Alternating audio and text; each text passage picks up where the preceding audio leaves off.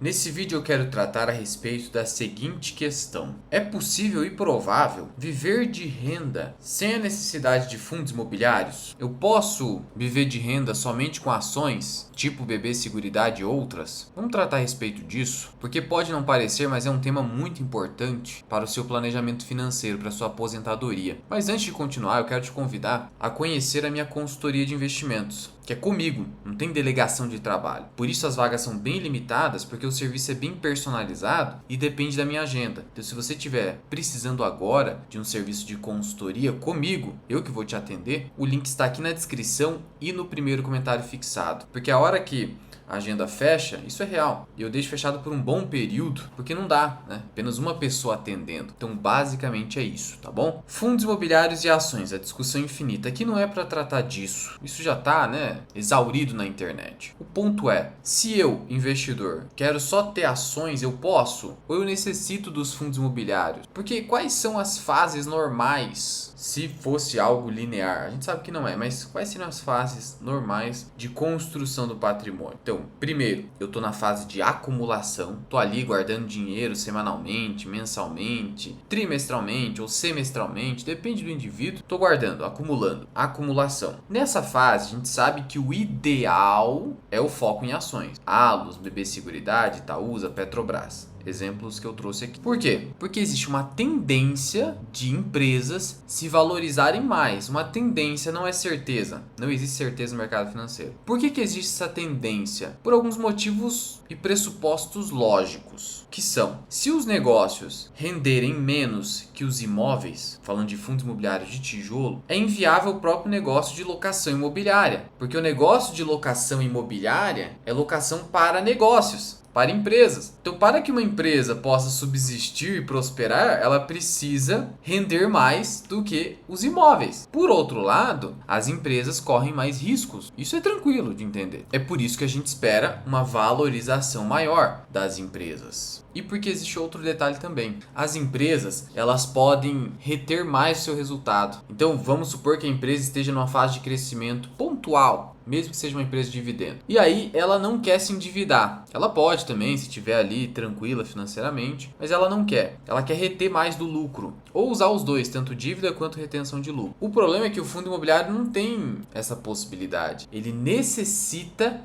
distribuir 95% do resultado. É uma obrigação legal. E que inclusive vem sendo feita de forma mensal, por mais que a lei exija a distribuição de 95% no semestre. Só que a prática, o costume, que é uma fonte do direito, essa fonte costume, ocasionou a prática de pagamento mensal. Então isso faz com que, se eu possa reter pouco, 5% do meu resultado líquido, eu não tenho condição de crescer esse resultado a taxas muito elevadas. Só para você entender qual é a expectativa de crescimento, matematicamente falando, a expectativa de crescimento do lucro, ela é uma função do meu índice de retenção de resultado, de lucro, quanto que eu retive, vezes o quê? O meu ROI, meu retorno sobre patrimônio líquido, que seria o quanto que um negócio rende. Quanto esse negócio rende? Lembrando que o ROI é o quê? É o lucro dividido pelo patrimônio. Quanto que eu consigo extrair de lucro desse patrimônio, desses bens, desses direitos, ou desse lucro retido? Que, quando eu retenho o lucro, ele vira patrimônio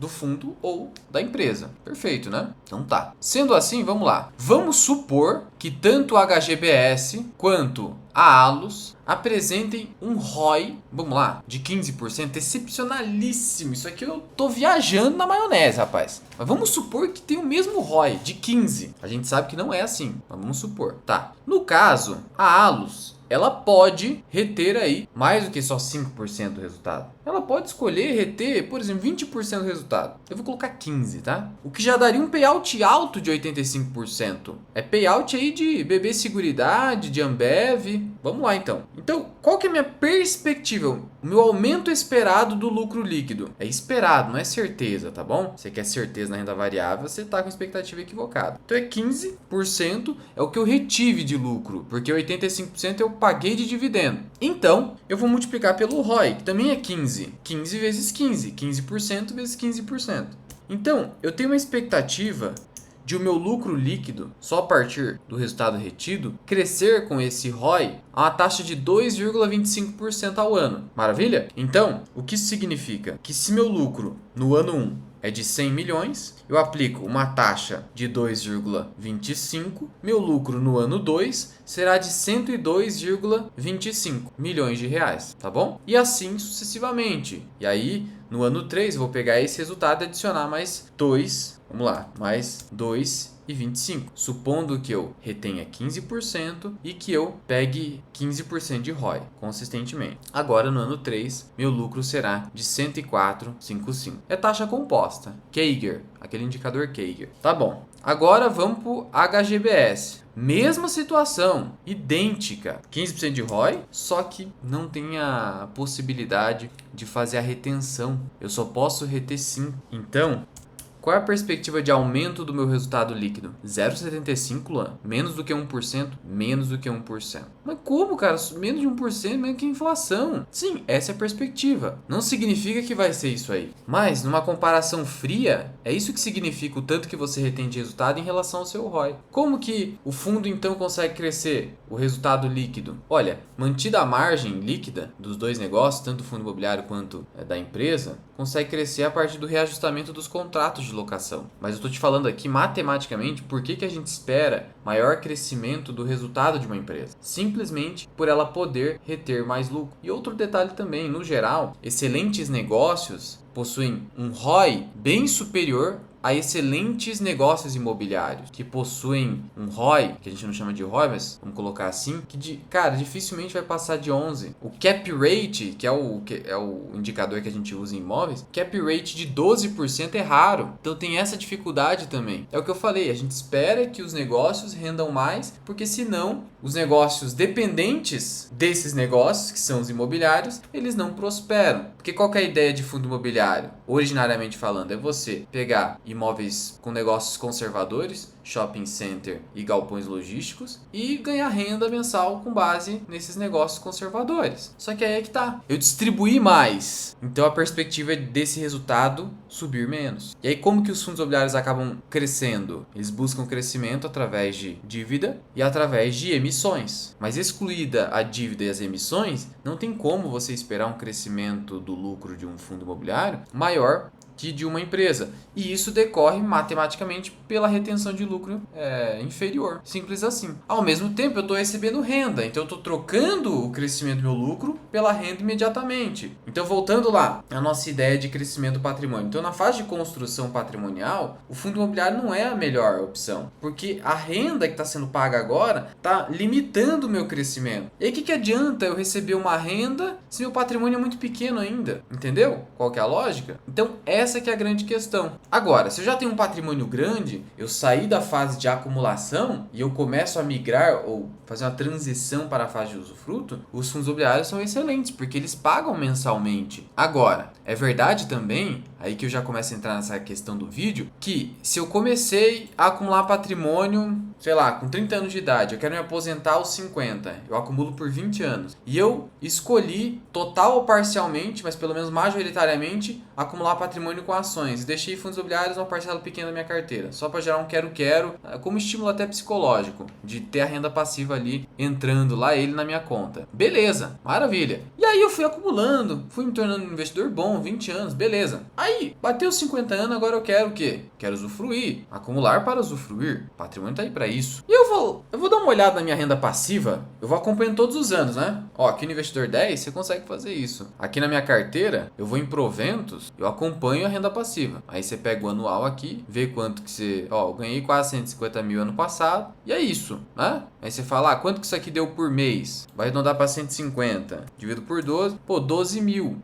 Então, aí você tá lá com seus 50 anos, você fala, cara, minha renda passiva tá em 50 mil. E eu precisava para viver, eu preciso hoje de 30 mil, 40 mil. Pô, cara, desde que a minha renda passiva em ações não caia drasticamente, não seja um ano ruim, péssimo, eu nem preciso comprar fundos imobiliários. Isso pode acontecer? Sim, prazos muito longos de acumulação pode. Porque daí eu fui fazendo a bola de neve com ações de dividendos, que pagam bons dividendos, mas não tem esse payout absurdo de 95% dos fundos imobiliários. Caramba, cara. Eu não vou ter um rendimento mensal, salvo com algumas ações, por exemplo, a Allos, né? Que é um caso atípico de empresa que, olha só, vou até pegar o comentário da gestão.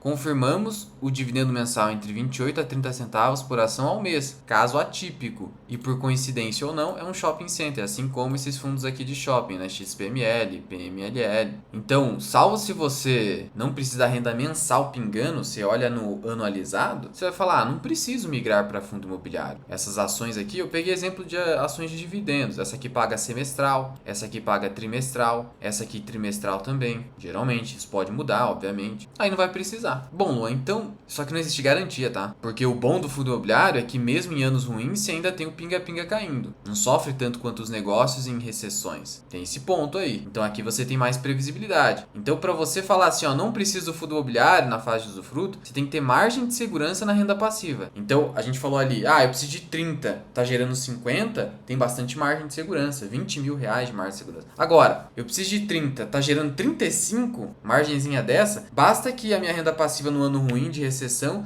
caia para 25 ou até 20, que aí já era. Então se eu tiver margem de segurança em relação ao meu custo de vida, aí eu não preciso. Se eu precisar da renda, não tenho mais um emprego e não tenho essa margem de segurança, eu vou precisar do fundo imobiliário. Então esse veículo de investimento está aí para isso, para suprir determinadas necessidades. E outra necessidade, eu falei daquela situação linear de construção, transição, usufruto. Mas supondo que você já acumulou dinheiro, só que você não acumulou investindo em ações. Você acumulou com seu trabalho, colocou lá na poupança, no Tesouro Selic, sei lá o que você fez. Ou vendeu imóveis, que você enriqueceu com imóveis, mas não quer mais administrar imóvel. E aí, só que assim, você quer se aposentar, você já está de idade, você já tem 60, 70 anos, não sei, e não quer mais trabalhar. Então, nesse caso, o fundo imobiliário vai te dar muito mais previsibilidade e o fluxo mensal de pagamentos. Mas precisa saber escolher fundo imobiliário. Toma cuidado, tem que filtrar muito bem. E veja que antes do surgimento dos fundos imobiliários não tinha opção, era renda fixa e ações. Não tinha opção. É que também vamos considerar que antes do surgimento dos fundos imobiliários tinha muito mais empresas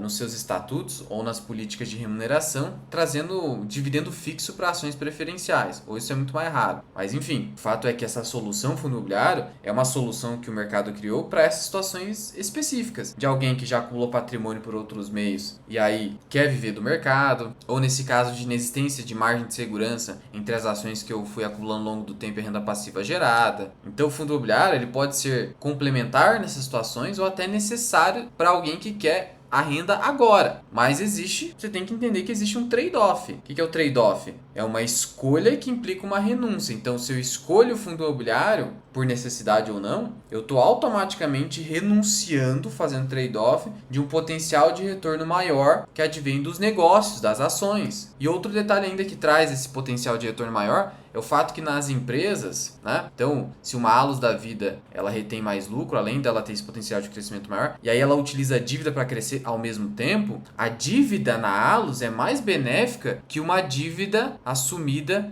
no HGBS, no Red Brasil Shopping. Por quê? Porque o fundo imobiliário ele não tem o benefício fiscal de pegar o valor que eu pago de juros, despesas financeiras, pegar esse dinheiro, pegar essa grana e fazer o seguinte, abater do imposto a pagar. Eu não tenho esse benefício aqui no fundo imobiliário. Então a dívida no fundo imobiliário é só mais risco, não tem benefício fiscal que a gente chama. E ainda não tem o JCP também, juros sobre capital próprio, que é outro benefício fiscal nas empresas. Então você não tem JCP e você não tem o benefício fiscal da dívida, algo que você tem numa Allos, uma BB Seguridade, uma Itaúsa, etc, etc. E isso adiciona ainda mais retorno potencial, retorno esperado nas empresas. Economia de tributo, através do uso de capital de terceiro, obviamente. Então tem isso aí, tudo isso aí. É saber entender essas nuances, que é o que eu te ajudo lá na comunidade FMI, que tem o meu curso Formação Mira Investing, ou se você precisar do meu serviço diretamente, meu serviço de consultoria, de novo, o link está aqui embaixo, perfeito? Então é isso. Então eu vou precisar necessariamente trocar parcialmente minha posição em ações e renda fixa no futuro, na fase de usufruto por fundos imobiliários?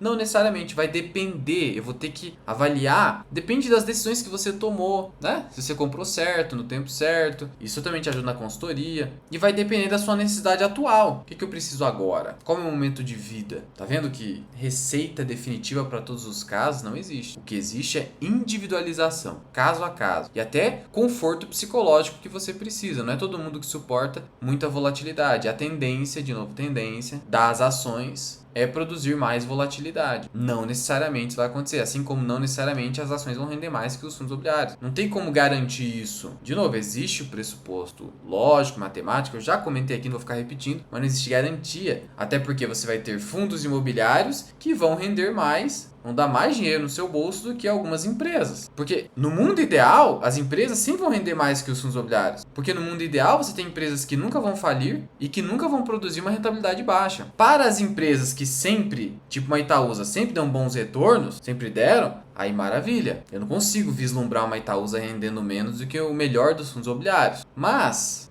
se você tem uma empresa, vamos pegar a própria Petrobras, que é uma vaca leiteira. A Petrobras, em dados momentos, teve prejuízo. Em momentos de baixa no petróleo, paga baixos dividendos ou tem baixo retorno. E aí, em determinados anos, você pode ter uma Petrobras dando menos retorno do que um fundo imobiliário estável de shopping, tipo um PMLL, um HGBS. Então, só cuidado para não ficar fechado na pressuposição de que é a ideia que tem que fazer a realidade se encaixar nela. Não é assim. A gente tem que fazer a ideia se encaixar na realidade. A gente tem que ser um empirista cético, como diz o Nassim Taleb. E não criar a cama de Procusto, que é o quê? É fazer o caminho, a trajetória se encaixar no mapa e não o inverso. Porque, vamos lá, o que é o certo? O certo é o mapa se adequar à trajetória. Só que a gente faz o inverso. Não sei se deu para entender aqui. Essa coisa de não aceitar a realidade e fazer a realidade se encaixar no que a gente quer que ela seja. Perfeito? Então é isso. Qualquer dúvida, é só comentar aqui embaixo e eu te vejo no próximo vídeo.